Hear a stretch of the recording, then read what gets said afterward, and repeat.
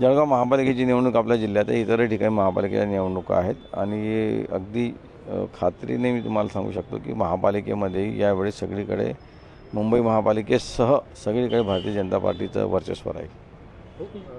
जळगाव महापालिकेमध्ये प्रभारी म्हणून आमदार मंगेश चव्हाण यांची नियुक्ती करण्यात आली आहे, तर निवड प्रमुख म्हणून आमदार सुरेश भोईंची निवड करण्यात आली आहे. मात्र मोठा कोण असा संभ्रम कार्यकर्त्यांमध्ये पाहायला मिळतो. हे मोठं वगैरे कोणी नाही. प्रभारीचं काम वेगळं असतं, निवडणूक प्रमुखाचं काम वेगळं असतं. तर प्रभारी म्हणून या नगरपालिकेच्या वेळेला पूर्ण जिल्ह्याची जबाबदारी माझ्याकडे होती. निवडणूक प्रमुख म्हणून जळगाव पूर्वला नंदू महाजन होते आणि पश्चिमला मंगेश चव्हाणच होते त्यावेळेला.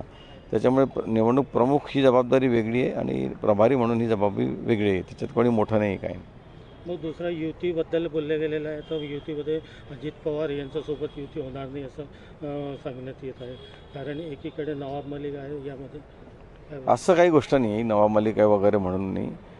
स्थानिक मी आधी सांगितलं तुम्हाला की स्थानिक लेवलवर हे ठरवण्याचे अधिकार दिले गेले की कुठे युती करून फायदा होतो आहे, कुठे युती नाही केली तरी चालेल, कुठे कार्यकर्त्यांना नाही मिळावं या दृष्टीने सगळ्या ठरलेलं आहे. ते जिथे जिथे असं वाटतं की युती केलं तर फायदा होईल तिथे युती केली जाते. कुठे कुठे असं वाटतं की स्थानिक लेवलवर त्या पक्षाचे पदाधिकारी किंवा कार्यकर्ते जास्त आहेत, मग ते नाही म्हणतात युती करायला, त्या दृष्टीने केलं जातं.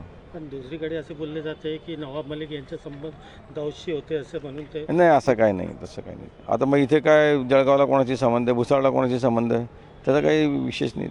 तसं नाही आहे काही विषय.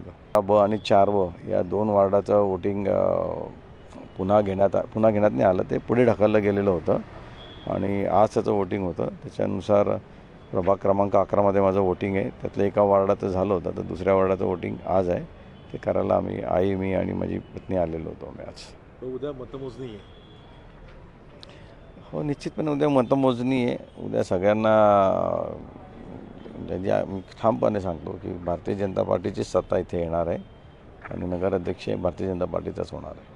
राज्यात स्थिती काय असणार. राज्यातही सगळीकडे कमाल फुलेल. काही ठिकाणी करता शिवसेना शिंदे गट आणि भाजपशी लढत आहे.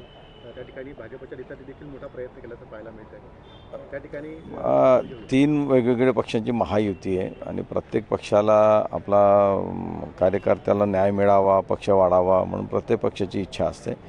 त्या अनुषंगाने या लोकल लेवलच्या निवडणुका ज्या आहे या जिल्हा लेवलला स्थानिक लेवलवर निर्णय घेण्याचे अधिकार देण्यात आले की जेणेकरून कोणाला युती करावीशी वाटली तर करा, वेगळं लढायचं तर वेगळं लढा. हे सगळं स्थानिक लेवलवर ठरवलं गेलं की स्थानिक कार्यकर्त्यांना न्याय देण्याच्या दृष्टीने ती भूमिका घेण्यात आलेली आहे.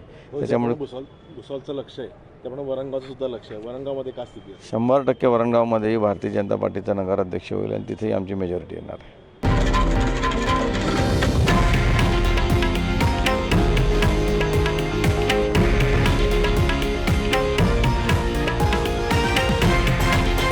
हे आहे देशातील नंबर 1 न्यूज नेटवर्क आणि आपण पाहत आहात TV9 मराठी, एकमेव.